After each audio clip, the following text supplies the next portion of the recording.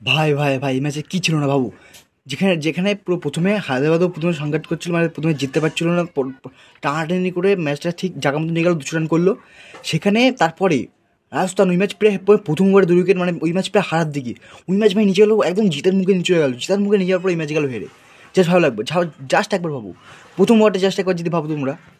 প্রথম বল ঠিক আছে, পুরো ইনিংসের রাজস্থানের প্রথম বলে প্রথমে 1 রান হয়, তারপরে উইকেট, তারপরে পরপর দুটো জিরো, তারপরে উইকেট, তারপরে জিরো।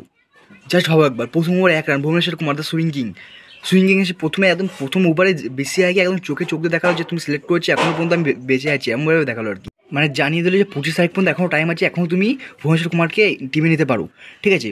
আর তারপর যদি আমরা ফিল্ডিংয়ের কথা বলি ভাই, ফালতু বললাম, হায়দ্রাবাদের ফিল্ডিং প্রচুর খারাপ ছিল। ওইদিকে জেসওয়ালের ক্যাচ মিস, তারপর রিয়ান পরাগের ক্যাচ মিস, এগুলো খুব বাজে ছিল। আর লাস্টের দিকে প্রত্যেকটা সিঙ্গেলকে ডবল বানিয়ে নিচ্ছিল, এগুলো ফিল্ডিং খুব খারাপ ছিল হায়দ্রাবাদের আজকে। বাট শেষমেশ গল্পটা সে লাস্টের দিকে আসে, যে লাস্টের ওভারে কী হলো, লাস্টের ওভারে ভাই 4 মাত্র সব হয়েছিল, কিন্তু একদম লাস্ট বলটা যেখানে সবাই মনে হচ্ছে হোয়াইট ইয়ার্কার আইবে, ইয়ার্কার আইবে, বাট হোয়াইট ইয়ার্কার সেখানে আসেনি। সেখানে কি আসলো, কি ফুল টেস্ট বল আসলো, ফুল টেস্ট বলটাকে ডাইরেক্ট লাগলো হচ্ছে প্যাডে, পোলারের প্যাডে, ব্যাস। পোলারের সাথে তো রাজস্থানের ম্যাচ তখনই শেষ হয়ে গেল। আর যদি বোলিং সাইডের কথা বলি, ভুবনেশ্বর 4 ওভারে 3 উইকেট, প্যাট কামিন্স 4 ওভারে 2, জয়সওয়াল অনেক রান করেছে 67, আর পারাক করেছিল হচ্ছে 77। হায়দ্রাবাদ ভালো কিছু, নীতিশ রেড্ডি। চলো তুমি